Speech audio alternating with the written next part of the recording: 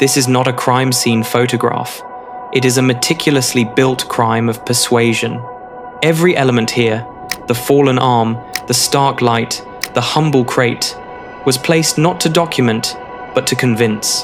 In 1793, the French painter Jacques-Louis David was given a mission: transform the brutal bathtub murder of his friend, the radical journalist Jean-Paul Marat, into an image that would fuel a revolution.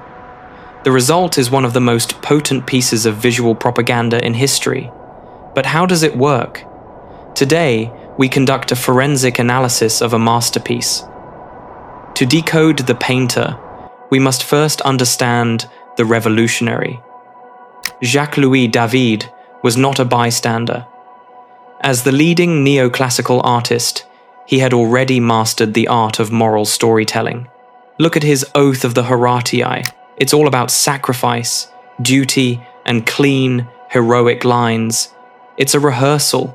When the revolution erupted, David didn't just join, he became its visual director. He organized grand public spectacles, and, crucially, he understood that for a new regime to survive, it needed new saints. His next great work was The Death of Socrates. As we explored in a full video on that painting, David perfected the image of the intellectual martyr, a man choosing principle over life, dying with stoic dignity. It was a secular martyrdom lifted from ancient history. But here's the key: David was priming the public, and himself, for a specific visual language of sacrifice. When Marat was killed just a few years later, David didn't see a corpse in a tub. He saw a contemporary Socrates. He didn't need a new idea. He had the perfect, audience-tested template, ready to be deployed for the politics of now. David's method was one of radical simplification. He removed the room, the bath's edge, any sign of struggle.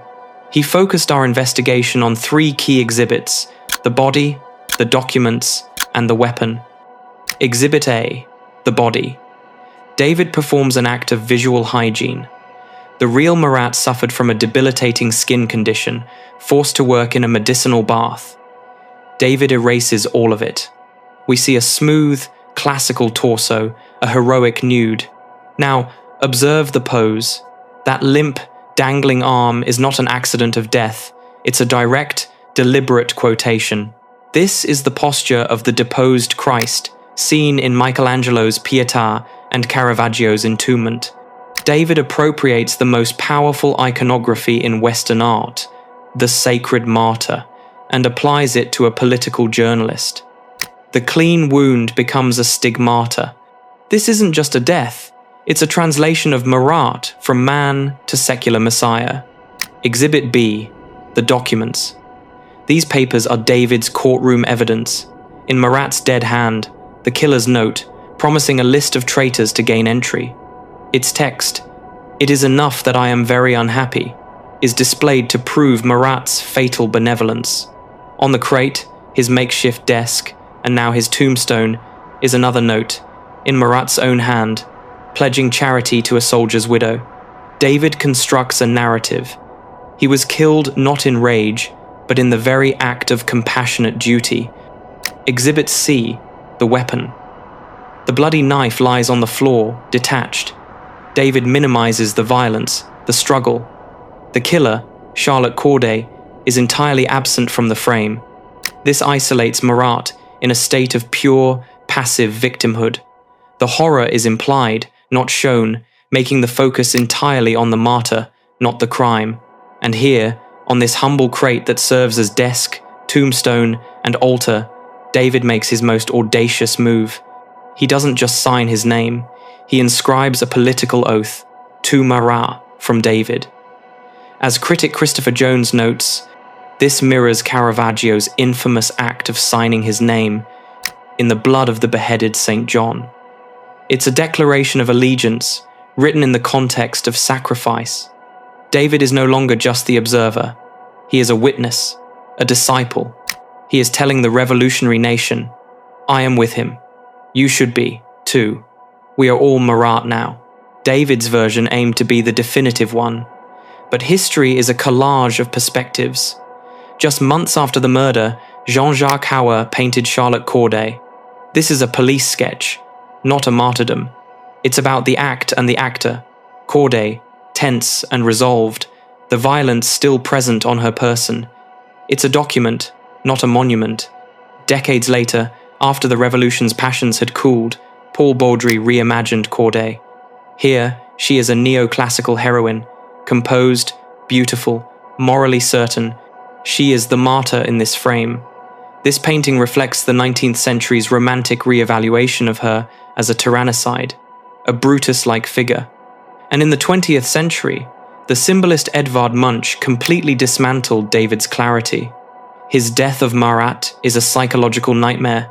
All blurred forms, primal emotion, and implied erotic tension. It rejects political certainty for existential anguish. These contrasting visions prove that David's painting is not a window to truth, but a stunningly powerful frame built to control it. David's image succeeded in its moment, helping to galvanize the reign of terror. When that terror ended, the painting was rolled up and hidden, a dangerous relic. Its journey from political tool to universal masterpiece is a story of art outliving ideology. Stripped of its immediate call to arms, what remains is a breathtaking study in composition, light, and pathos. It taught generations that the most powerful images are often those that simplify a complex world into a single, unforgettable story. Charlotte Corday succeeded in killing the man, Jean-Paul Marat, but she could not kill the image. Jacques-Louis David ensured that. He understood that in the battle for history, the decisive victory is not won with the knife, but with the brush. He took a messy, violent, divisive act and froze it into a clear, luminous, and eternal argument, a direct descendant of the principled death he painted for Socrates. He proved that an image, crafted with enough genius and conviction, can become more real, more powerful, and more enduring than the truth it claims to represent.